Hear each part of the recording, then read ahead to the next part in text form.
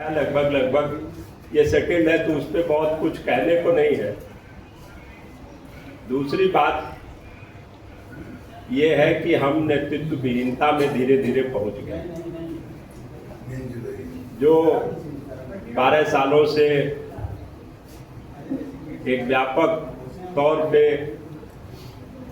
एक छवि बनाई गई कि देश संभालने वाला वो आजकल अमीरों का दोस्त है,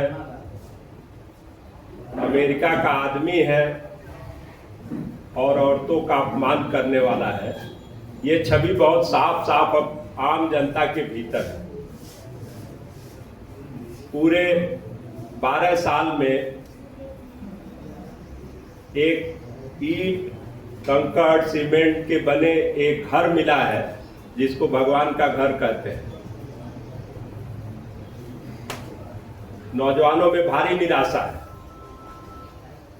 नेतृत्व विहीनता और निराशा जब जब पैदा होता है तो ये देश उबलता है, आंदोलित होता है।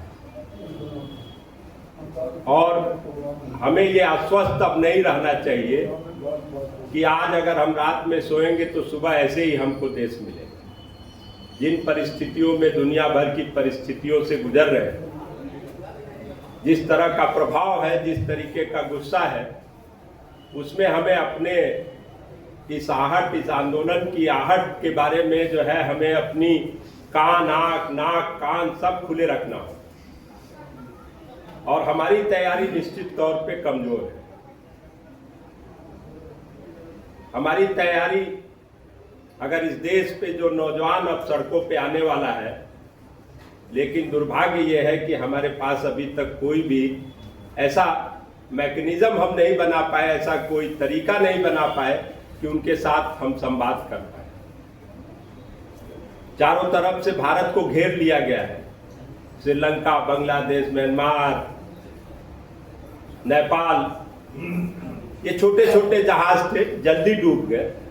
ये बड़ा जहाज है, लेकिन अगर दुर्घटना होगी तो टाइटैनिक की तरह से होगी, बहुत ही खराब होगा।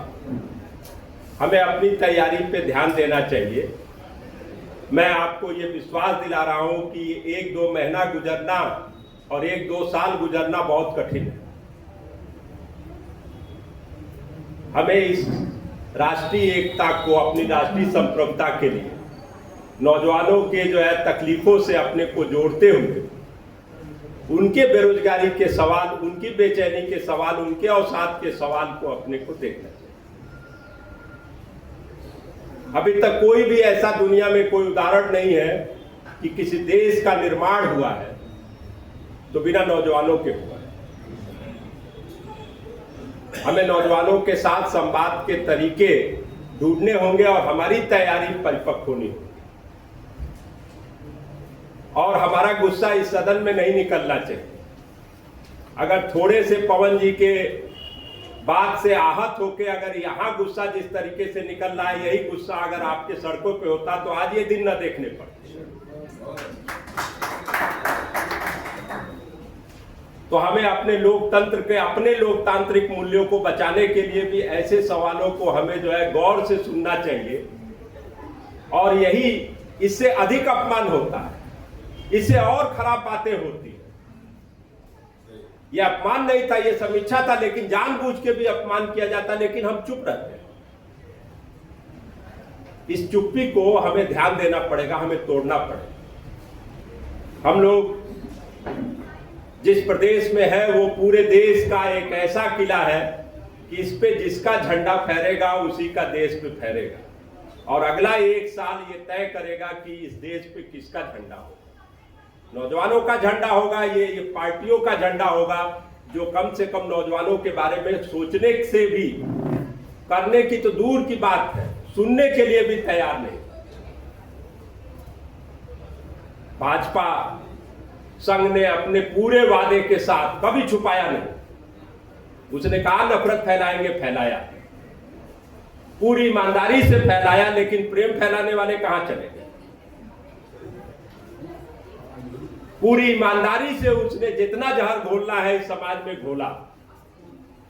लेकिन वो शंकर कहां चले गए जो गले में अपने विष पी सकते थे। मेरा ये कहना है साथियों कि एक दूसरे की बातों को पूरे सम्मान के साथ, सहिष्णुता के साथ सहन करके नहीं कि मुझे गुस्सा आ रहा है मैं सहन कर ले रहा हूं, पूरे सम्मान के साथ सुना जाए। और आज के देश में जिस तरीके से हम घिरे हुए हैं, जिस तरीके से अमेरिका का आदमी हमारे देश को चला रहा है, वो बहुत ही खतरनाक है। पहले दबे छुपे पिछला 25-30 साल जिस राजनीति से हम गुजरे हैं, उसकी भी तो समीक्षा होनी होगी। निश्चित तौर पे आज हमारे सामने कोई दूसरा विकल्प नहीं है कि इन विपक्षी दलों को ओढ़ देंगे, लेकिन हम अपना मन देंगे, तन देंगे, धन देंगे, ऐसा नहीं मुझे लगता है। हमें एक नए उदय की तलाश है। नया उदय पूरी दुनिया में हो रहा है और भारत में भी नया उदय होगा, और वो नौजवानों से होगा, और उनकी तकलीफों को जिस स्तर पे हम महसूस कर पाए वैसा ही ये देश बनेगा।